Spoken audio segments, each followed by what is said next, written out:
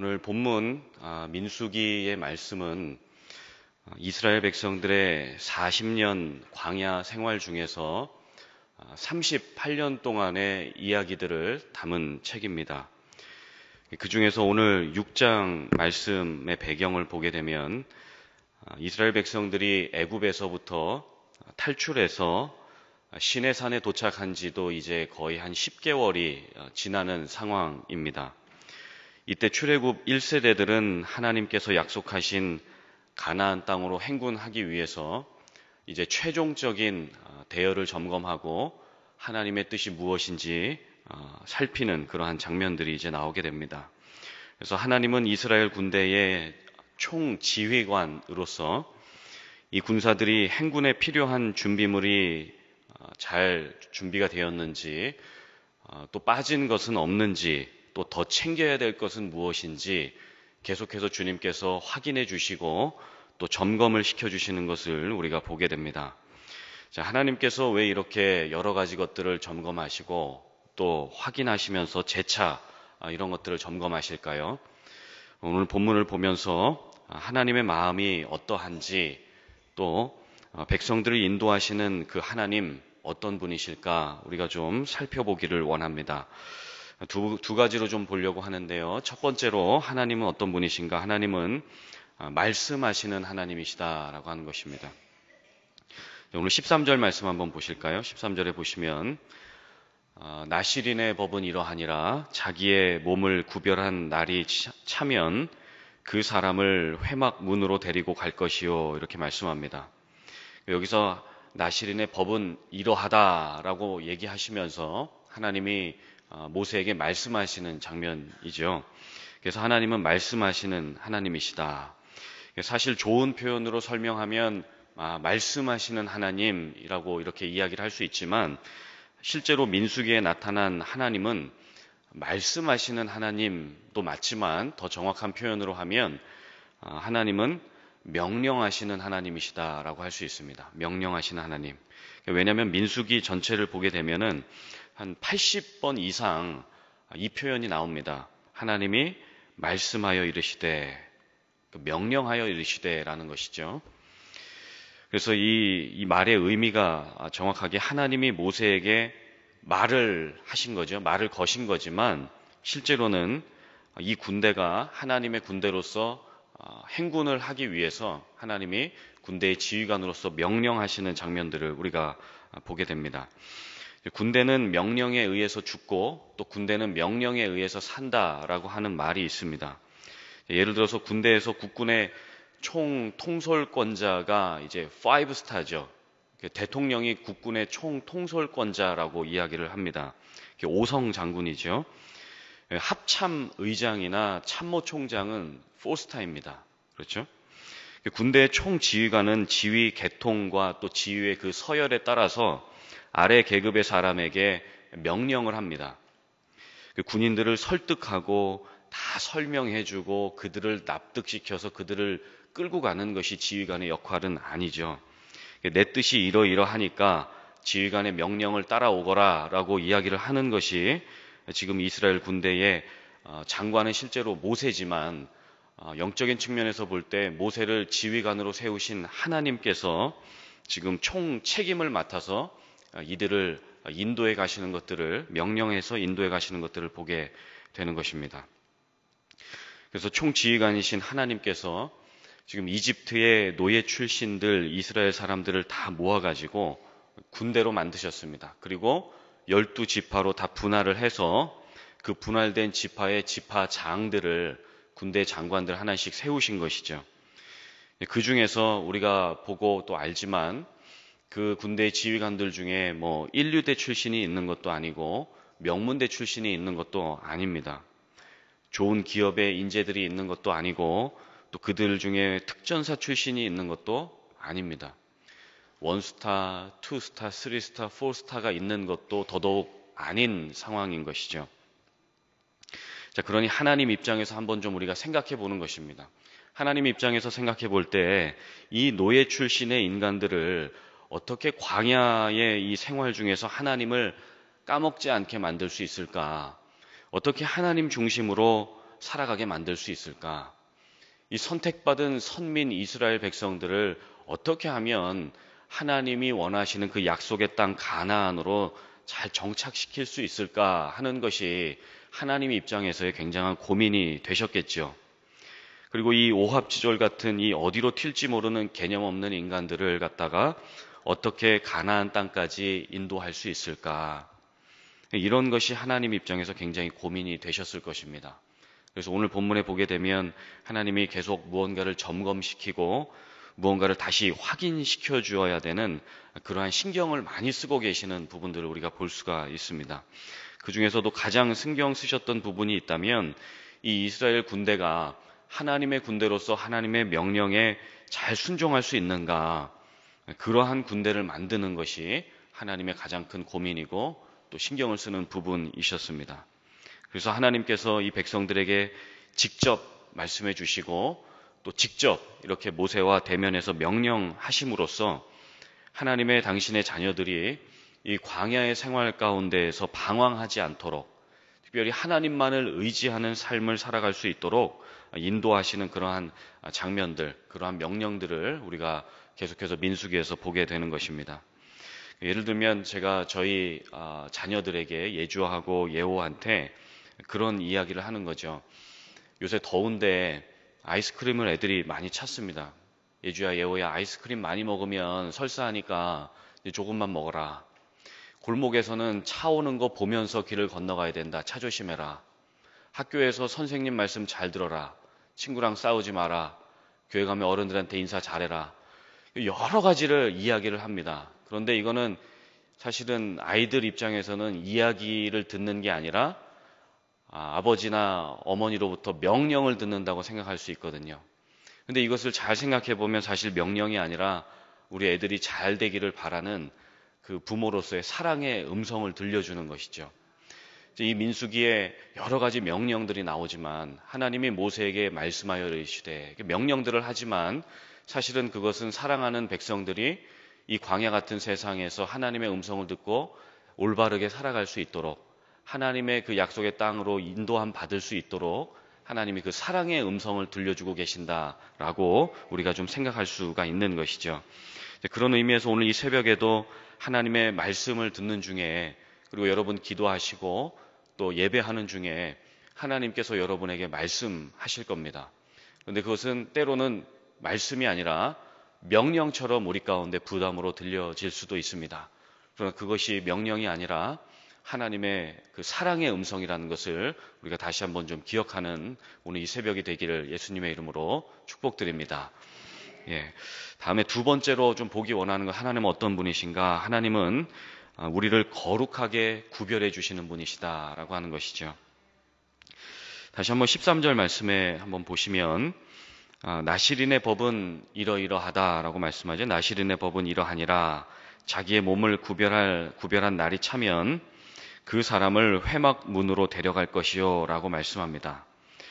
이 나시린이라고 하는 이 단어의 뜻은 뭐냐면 여호와께 봉헌되었다, 여호와께 바쳐졌다, 세상과는 구별된 그런 바쳐진 존재의 의미로서 나시린이라고 이렇게 이야기를 합니다.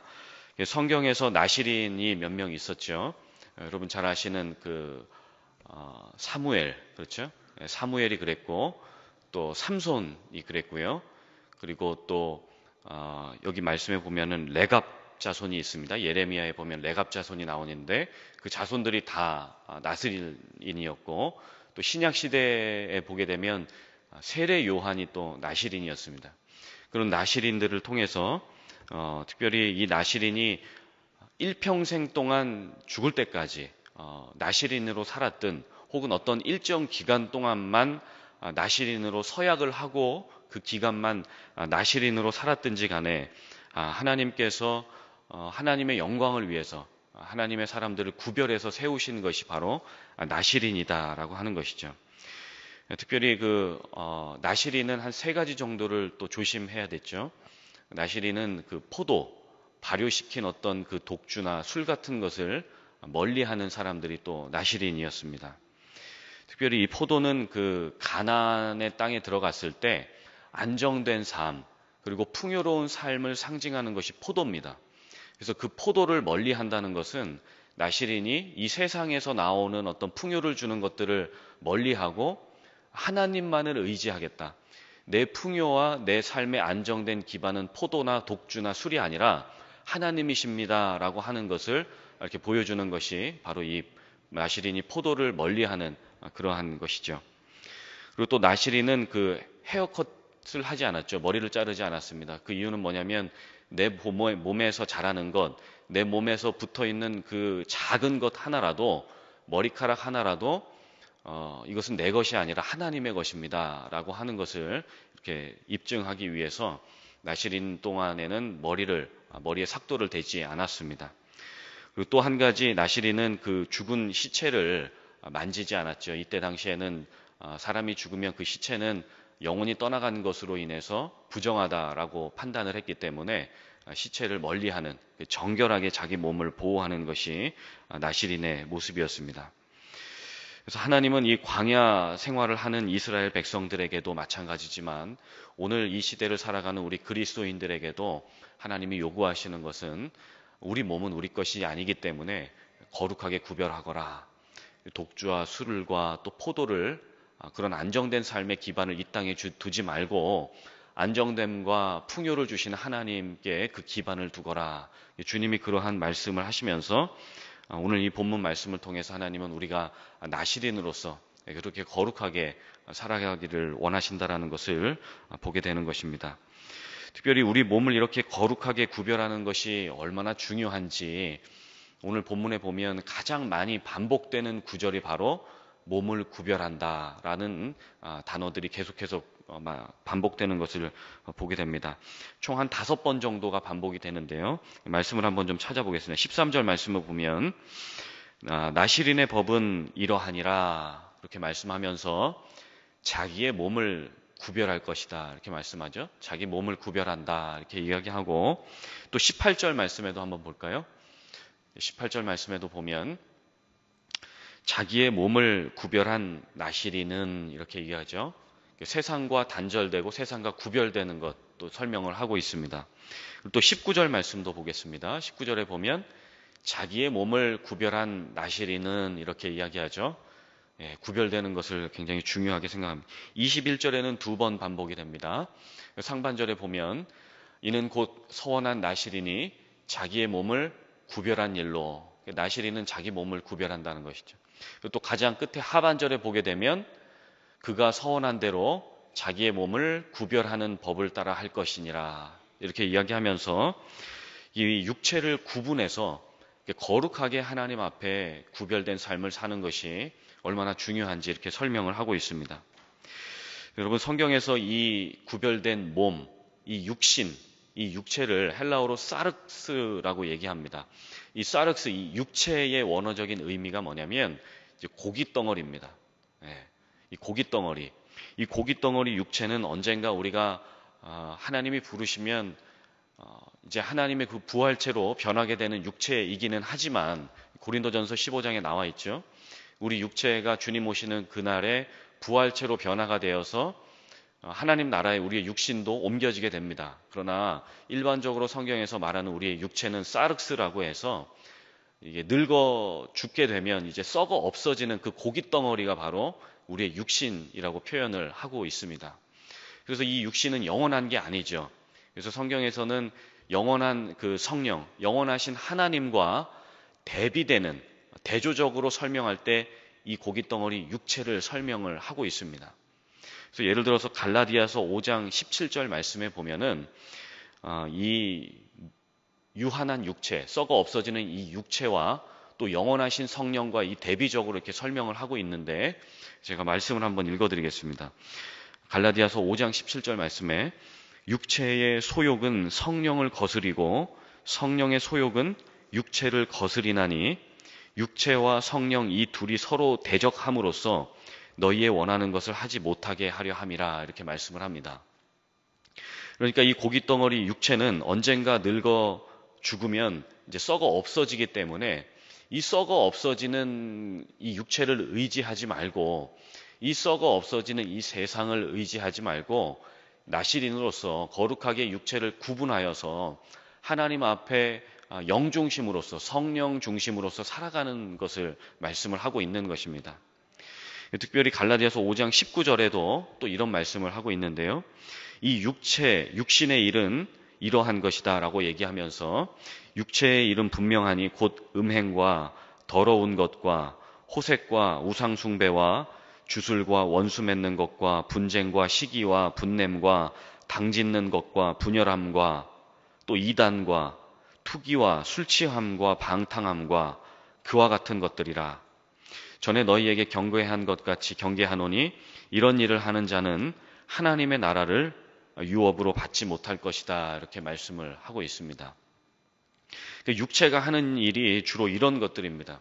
이렇게 어떤 호색과 방탕함과 술취함, 투기, 이단 이런 것들을 통해서 이런 육체의 일들이, 이 땅의 일들이 성령의 사역을 방해한다.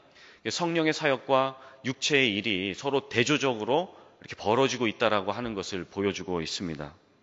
그래서 바로 이 육체의 일 다음에 이 육체의 일들은 주로 하나님의 나라를 유업으로 받지 못하는, 하나님 나라에 합당하지 못한 일이지만 이 육신의 일을 세상 것과 구분지었을 때 하나님이 우리에게 어떤 은혜를 주시는가, 그것이 바로 우리 안에 성령의 열매를 허락해 준다라고 말씀을 합니다.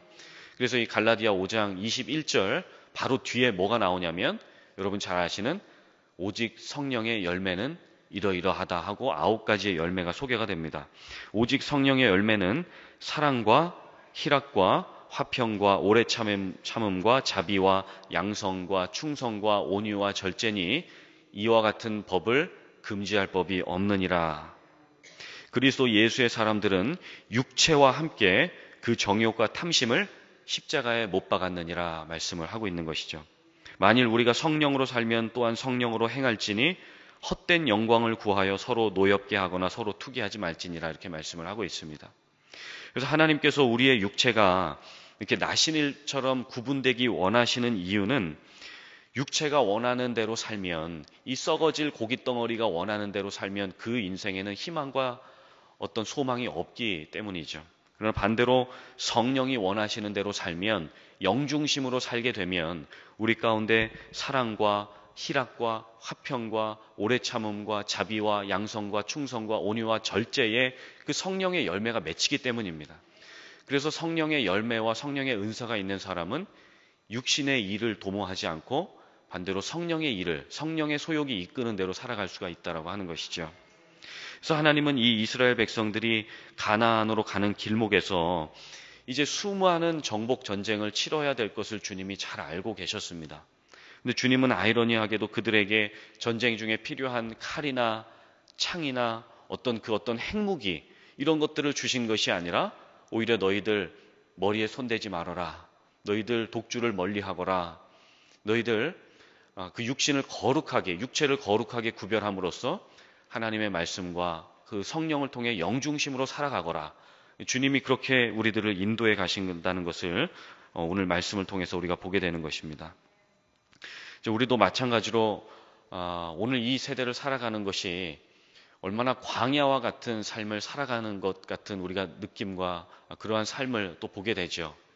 그래서 하나님께서 우리들의 삶 가운데 이렇게 우리를 방해하는 어떤 영적인 더러운 세력들, 이 더러운 악한 마귀 사단이 우리를 공격할 때에 그들은 합법적으로 우리가 죄를 짓게 되면 이 육체를 통해서 우리 가운데 이렇게 합법적으로 들어오게 됩니다. 그러나 주님은 그렇게 우리가 육신으로 사는 삶을 통해서 마귀가 우리의 삶 가운데 합법적으로 들어오는 것을 원하시지 않죠.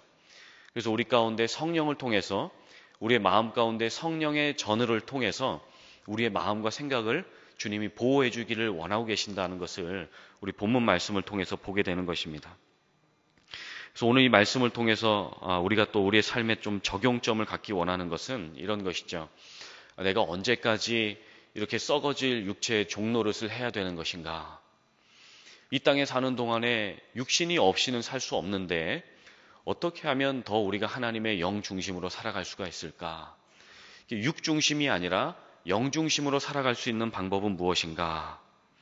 특별히 이 세상과 구별돼서 나실인으로서 하나님 앞에 영광 돌릴 수 있는 부분은 어떤 부분이 있는가? 그런 것들을 우리가 좀 살펴보기 원하는 것이죠.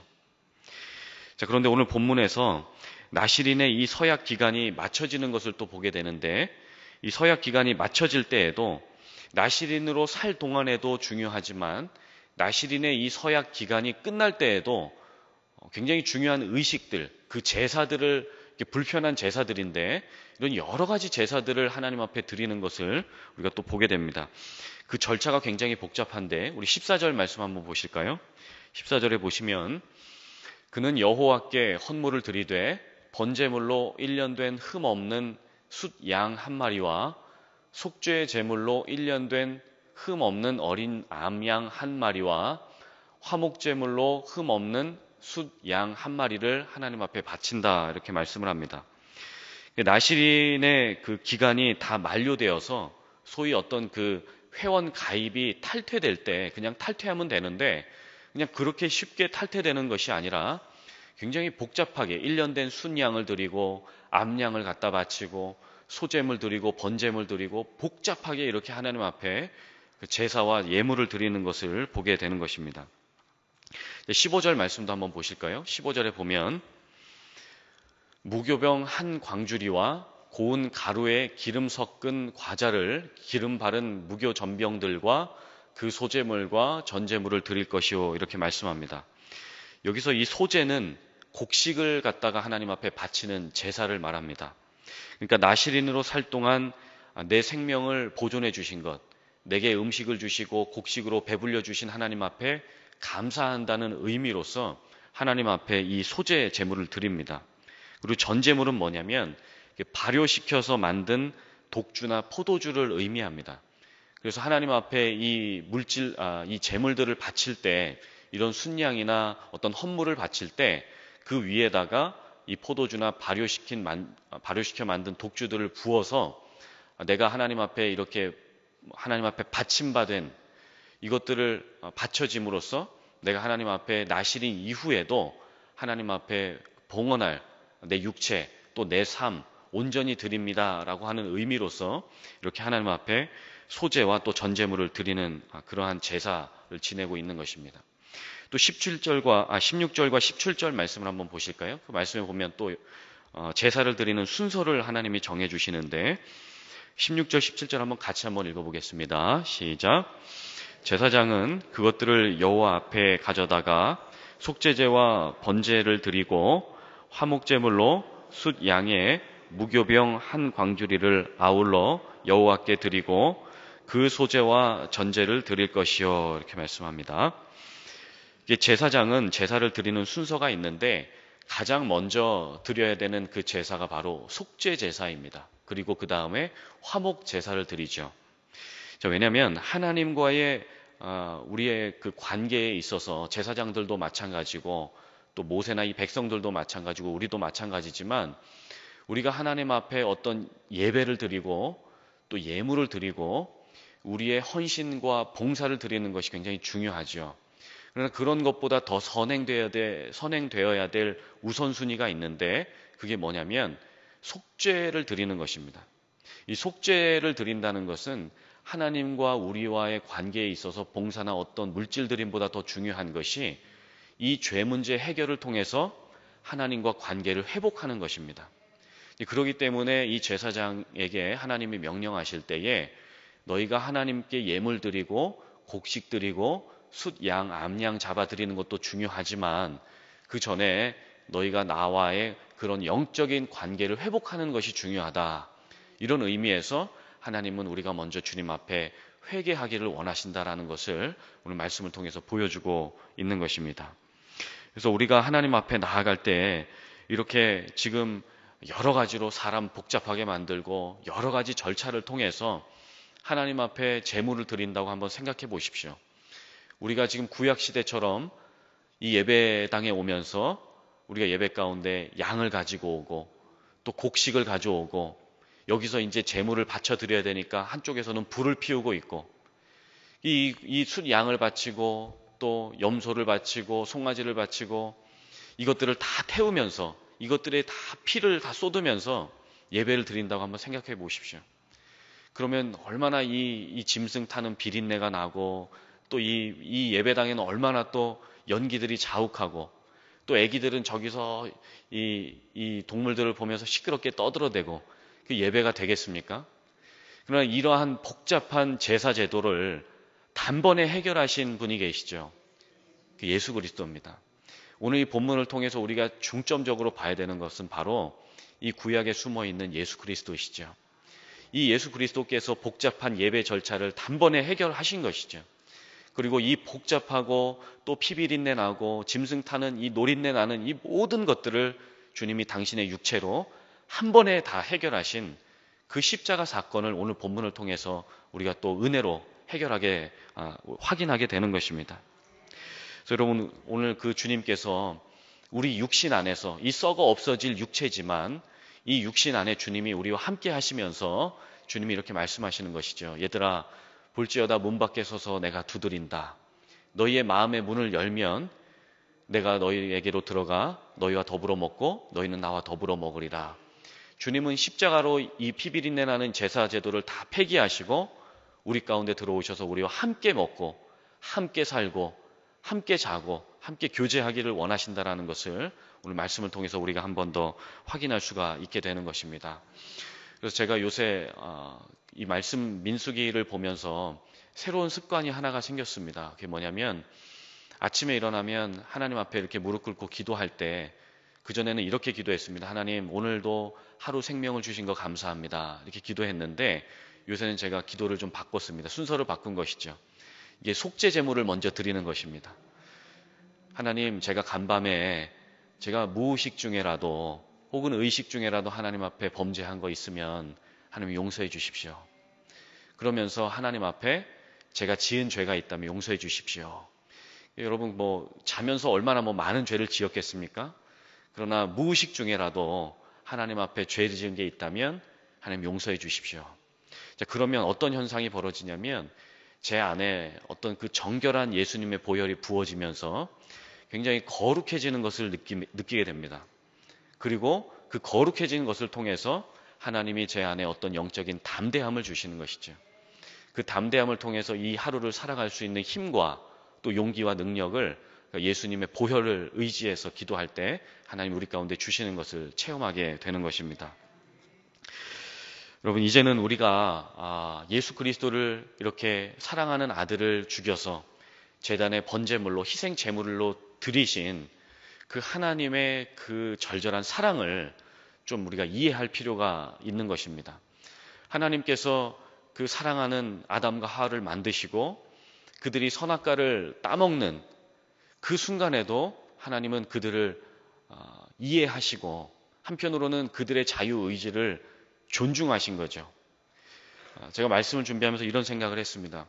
하나님, 좀 죄송한 표현이지만 여러분 용서하고 들어주십시오. 하나님, 아담과 하와가 범죄한 그 선악과 따먹은 것이 그렇게 큰 죄였다면 그들이 그것을 따먹을 때 그들의 주둥이를 한 대 좀 치시지, 그래서 이 선악과를 땅에 떨어뜨리시지 왜 그렇게 하시지 않고 그 주둥이로서 그렇게 범죄하게 만드셨습니까? 그렇잖아요. 얘야, 아담아, 너 내 명령에 지금 불복종이냐? 안 돼, 이놈아. 그러셨을 수도 있는데 그렇게 하지 않고 그냥 내버려둔 결과가 무엇입니까? 당신이 아들 십자가에 못 박혀 죽이는 것 아니었습니까? 왜 그렇게 하셨을까? 왜 그렇게 하셨을까요? 하나님이 그만큼 우리의 자유의지를 존중하셨기 때문입니다. 우리를 배려하셨기 때문이죠. 우리를 사랑하셨기 때문에 우리들이 어떻게 하든지 간에 심지어 그 흉악한 죄를 짓는 그 순간에도 주님은 우리를 그냥 그대로 내버려 두셨던 것입니다.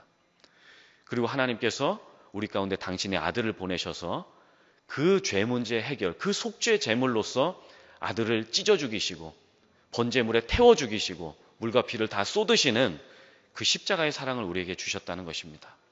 그러면 오늘 본문을 통해서 우리가 무엇을 다시 한번 확인해야 될까요?